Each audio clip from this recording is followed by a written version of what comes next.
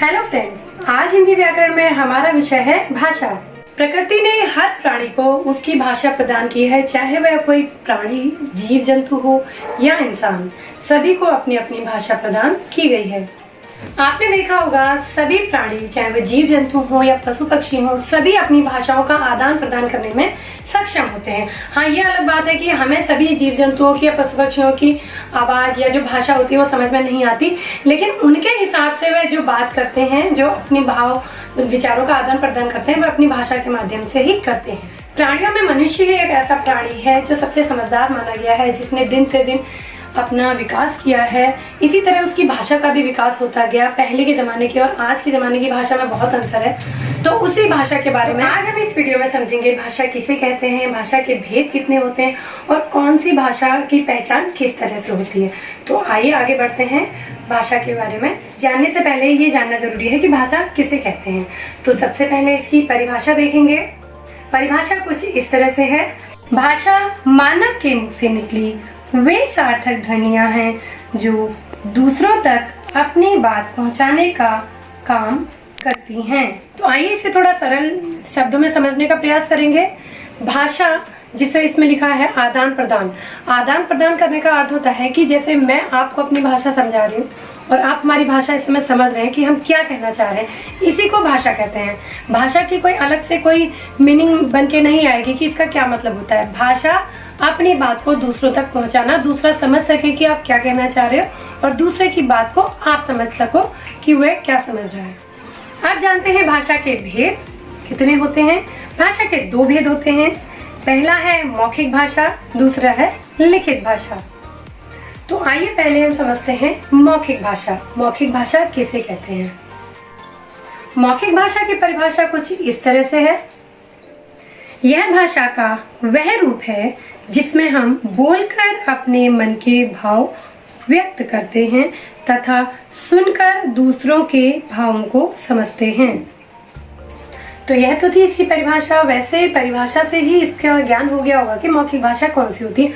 मौखिक भाषा वो होती है जो हम मुंह से बोलते हैं और आप कानों से सुनकर उसे समझते हैं। आइए इसे कुछ उदाहरणों के माध्यम से समझेंगे। आपस में बातचीत करना, फोन पर बात करना, भाषण देना, गीत गाना।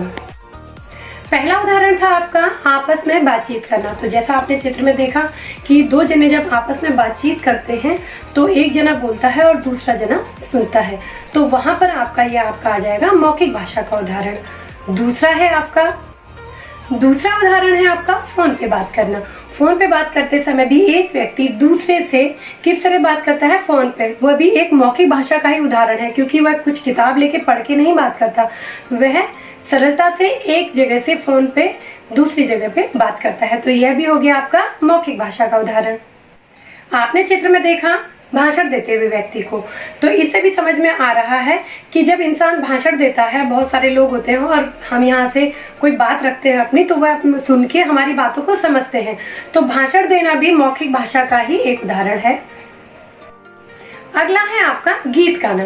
गीत गाते समय भी हमें कोई जरूरी नहीं है लिखित भाषा का प्रयोग करना पड़े। हाँ, अगर हम वहाँ पे देख के गाते हैं तो वह लिखित भाषा में आएगा, लेकिन इस पिक्चर में आपने देखा कि व्यक्ति जो है वो माइक से गा रहा है, तो गीत गाना भी आपका मौखिक भाषा के अंतर्गत ही आता है। ये तो थे आपके मौखिक भाषा के उदाहरण। आशा है आपको मौखिक भाषा समझ में आ गई होगी। ध्यान रखिएगा, जो चीज हम सुनकर और बोलकर समझते हैं वही हमेशा मौखिक भाषा के अंतर्गत आएगी। आप समझते हैं लिखित भाषा। लिखित भाषा के भी कुछ उदाहरणों के माध्यम से हम इसे समझेंगे। आइए देखते हैं लिखित भाषा के उदाहरण।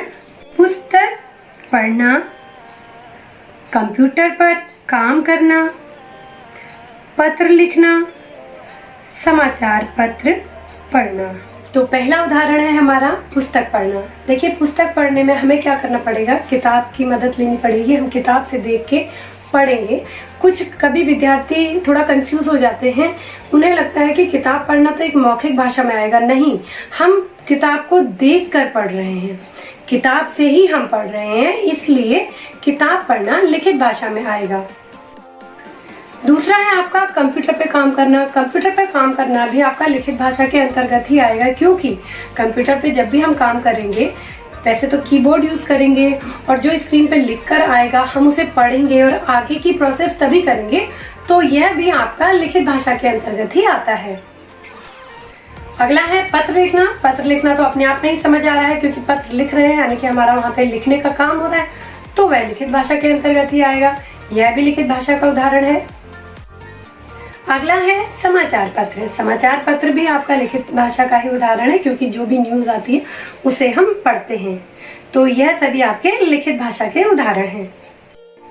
ध्यान रखिएगा, कंफ्यूज मत होइएगा, कभी भी अगर हम किसी चीज से देखकर कोई चीज पढ़ रहे हैं तो वह हमेशा लिखित भाषा में ही आएगी। अगर हम टीवी भी देख रहे हैं, टीवी देखते समय भी अगर हम उसमें लिखी हुई हेडिंग को नीचे पढ़ रहे हैं तो वह लिखित भाषा आएगी। लेकिन टीवी में अगर रिपोर्टर हमको कोई न्यूज सुना रहा है तो वह आएगी आपकी मौखिक भाषा में। मौखिक और लिखित भाषा में यही अंतर होता है। जहां पर भी हम पढ़ के कोई चीज समझ रहे हैं, वो किसी भी तरह से पढ़ें तो वह जाएगी आपकी लिखित भाषा में। मौखिक भाषा में लिखित भाषा का प्रयोग नहीं होगा। जैसे मैंने आपको बताया, टीवी में अगर हम हेडिंग पढ़ रहे हैं या कुछ लिखा हुआ पढ़ रहे हैं तो वह आएगी आपके लिखित भाषा में। और टीवी में अगर न्यूज देने वाले हमको न्यूज दे रहे हैं, सुना रहे हैं और खाली हम सुन के समझ रहे हैं, तो वहां पर होगी वह मौखिक भाषा। तो टीवी में दोनों भाषाओं का प्रयोग किया जाता है। कभी कभी कंफ्यूज हो जाते हैं कि टीवी तो लिखित भाषा का उदाहरण है या मौखिक भाषा का, तो ध्यान रखिएगा, उसमें दोनों भाषाओं का प्रयोग किया जाता है। मौखिक और लिखित भाषा के अलावा भी एक भाषा का रूप माना गया है, हालांकि उसे भाषा के रूप में लिखा नहीं जाता। जब पूछा जाता है कि भाषा के कितने रूप होते हैं तो सामान्यतः 2 ही रूप दिखाए जाते हैं, लेकिन एक और भाषा का रूप माना गया है जो है सांकेतिक भाषा, जिसे हम इस प्रकार समझेंगे।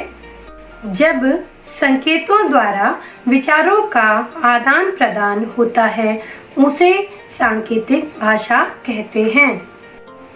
परिभाषा से ये तो क्लियर हो गया है। सांकेतिक भाषा यानी कि इशारों की बातें। इशारों की बातों में आप अगर जनरली देखेंगे तो जैसे हम किसी को इशारे से बुलाते हैं, इशारा करके किसी को बुलाते हैं, या आपने ये भी देखा होगा अगर क्लास में टीचर कभी गुस्से में हो तो हमें उनकी आंखों को देख के समझ में आ जाता है कि अरे मैम गुस्से में है तो ज्यादा बोलना नहीं है। मीन्स बच्चों को पहले से डर लग जाता है कि नहीं अभी ज्यादा नहीं बोलना है, तो वो सब होती है आपकी सांकेतिक भाषा। उसके बहुत सारे उदाहरण है, किसी को बुलाना, किसी को देखना, यह सभी सांकेतिक भाषा के उदाहरण हैं। कुछ उदाहरणों को थोड़ा इस तरह से समझेंगे लिख के और देख के। ज़ेब्रा क्रॉसिंग, दिशा निर्देश, खतरा, ट्रैफिक लाइट। ज़ेब्रा क्रॉसिंग ये आपने ज्यादातर अधिकतर हमेशा वैसे सड़कों में देखी होगी। एक ज़ेब्रा यानी कि व्हाइट और ब्लैक से एक लाइनें बनी होती हैं जो इशारा करती हैं कि यहाँ से आगे नहीं जाना है, ये पैदल पथ है। जब चारों तरफ से गाड़ियां रुकी होती हैं तो वो पैदल पथ से लोग इधर उधर जाते हैं, तो वह सिर्फ इशारों से ही समझाई जाती है, क्योंकि वो क्रॉसिंग के सिर्फ निशान होते हैं। तो हम कैसे समझते हैं? संकेतों द्वारा, इशारे द्वारा ही समझते हैं हम कि यह संकेत में हमें समझाया जा रहा है कि यहाँ पर रुकना है। दूसरा है आपका दिशा निर्देश। आपने कई जगह देखे होंगे एरो बने होते हैं जब हमें कहीं जाना होता है कि इस साइड चलो, उस साइड चलो ना, तो वो होते हैं आपके दिशा निर्देश, जिससे हमें पता चलता है कि हमें किस दिशा की ओर जाना है। वह भी हम संकेत द्वारा ही समझ जाते हैं, तो वह भी सांकेतिक भाषा का ही उदाहरण होता है। अगला उदाहरण आपने देखा होगा खतरा। देखते ही डर लगता है, भूत जैसी पिक्चर बनी होती है, हमें वहां समझ में आता है उस पिक्चर से कि हमें उस जगह पर नहीं जाना है। वह भी हमें एक डेंजर तरह से क्रॉस बना होता है जिसे देखकर हम समझते हैं, वह भी एक सांकेतिक भाषा का ही उदाहरण है। आप जब भी सड़कों में कहीं जाते हैं, इधर उधर कहीं दूर जाना हो, गाड़ियों से जाते हैं, तो आपने देखा होगा ट्रैफिक लाइट। ट्रैफिक लाइट हमें यह संदेश देती है green light, yellow light, red light. Green light से हमें पता चलता है कि हमें जाना है, येलो लाइट से रुकना है थोड़ी देर में, और रेड लाइट से मीन्स रुक जाना है। तो यह सभी हमें संकेत देते हैं कि पीली बत्ती हमें संकेत देती है कि थोड़ी देर में हमें रुकना है, रेड लाइट हमें संकेत देती है कि अब रुक जाना है, और ग्रीन लाइट हमें संकेत देती है कि अब रास्ता हमारे लिए खुला है और हमें आगे जाना है। तो ये हम सभी संकेतों से समझते हैं। तो ये थी आपकी सांकेतिक भाषा का उदाहरण। अब कंफ्यूजन आप लोगों की यहाँ पे ये क्रिएट होगी कि भाषा के रूप में हमने बताए कितने, आखिर भाषा के रूप हैं कितने। तो अगर आपसे भाषा के रूप पूछे जाते हैं तो भाषा के 2 ही रूप होते हैं, एक मौखिक और एक लिखित। लेकिन अगर आप कहीं पे दिया गया है कि भाषा के 2 रूप होते हैं, मौखिक और लिखित, और तीसरा रूप जो माना जाता है वह कौन सा है, तब वहां पर आप सांकेतिक भाषा के बारे में बताएंगे। अन्यथा भाषा के 2 ही रूप माने गए हैं। तो यह हमारी आज की वीडियो थी जो भाषा पर आधारित थी। वीडियो को like, share, comment and subscribe करना ना भूलें। धन्यवाद।